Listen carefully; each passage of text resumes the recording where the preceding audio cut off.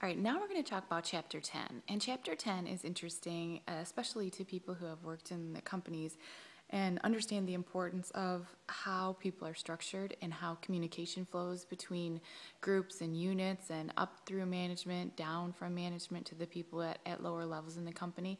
Really makes an importance in, or should be an important in this chapter to understand that based on your strategy, that's how then your organization should be implemented. So the organizational part of structuring everything comes after you pick your strategy, such as a business level strategy, corporate level strategy, whatever that might be.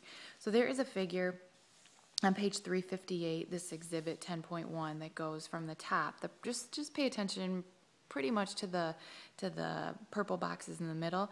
You have a simple structure, functional, divisional, and international structures.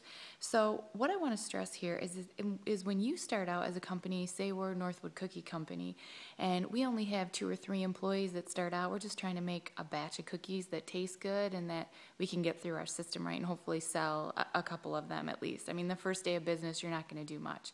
So we're just trying to get everything done. So at that point, you have 4 people, 3 people working for the company.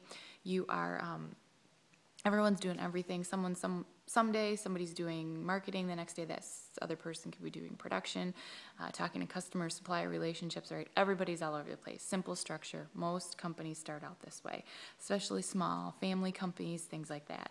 When you go into a functional structure, then this gets into the structure that is on page 360.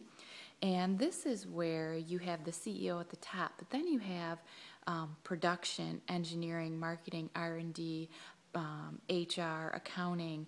Those are separated so that we have usually a vice president that would be at the level that these brown boxes are in, and then you would have all the people below it. So in this case, one of the things that's great about this is people know exactly where they're working. I'm in marketing. I'm in production, I'm in R&D. It's not all over the place like in a simple structure. The one problem that can happen is you can start to have silos in these certain areas, and there's not cross-communication. So these managers and vice presidents that are at the top, they need to make sure that there's communication between the groups, and it's not just all vertical and up and down. This is one thing to be cautious of in a functional structure. The next one here is the divisional structure. So now the company has grown, and now we have cookies, cupcakes, and potato chips as our company. Those 3 divisions are now division A, B, and C. You can actually have a divisional structure, the CEO at the top, and then their corporate staff, which would be the vice president of marketing, vice president of production, vice president of HR, and etc. That's the corporate staff. The division managers usually are in a good position to then become the next CEO, but those divisions under it does not necessarily all have to be the same. It depends on the company, it depends on the division, depends on the business level strategy in each of those. So it does not have to be the same. Here too, you could have possibly international in either of these as well. You could intermix. Some of these VPs and division managers could be in different countries. That's okay too. It's really just saying you have 3 separate divisions that are all working together. Those managers in division A, B, and C are usually responsible for the profit and loss in their division. Then obviously the CEO of the company is responsible for the entire profit and loss of the entire company.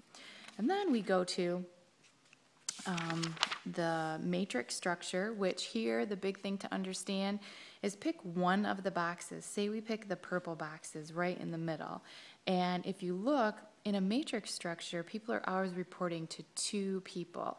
So if I'm in the purple box, that's my name, I am reporting to the manager of engineering, and I'm also reporting to the manager of project B. That could be, these 2 people could be in different countries, different locations, different headquarters around the world. Also, usually that manager of engineering would be in a global role. That project person would probably be local to me. So if I am a marketer or an engineer in Europe, I would have a global manager of engineering that may be back in headquarters in Midland, but my project B manager who's leading that probably would be located in Europe too. The thought behind this is you have both global and local view of the company. The problem with the matrix and why most companies don't do it anymore is because it's tons of red tape. It slows down the process because now you have to get 2 approvals for things that you need to get through the company. So most companies don't do this and report to 2 people. Also, as an employee, it can be confusing because do you cater to the needs of the manager of engineering or the manager of the projects? If they have different needs, likings, styles, you got to figure out now 2 people instead of just 1. So that's why most companies don't do it. Then finally, for the international piece, it's just giving examples here of the bullet points on page 367. So understand that you can do international intermixed with the other organizational structures. It just depends on the company and the strategy and the needs of maybe the market, the customers, whatever happens to be. Okay, these can all intermix together. But these are the most common structures, and that's why the book takes you through it. All right, thanks. Hope you enjoy organizational structure. Thanks. Bye-bye.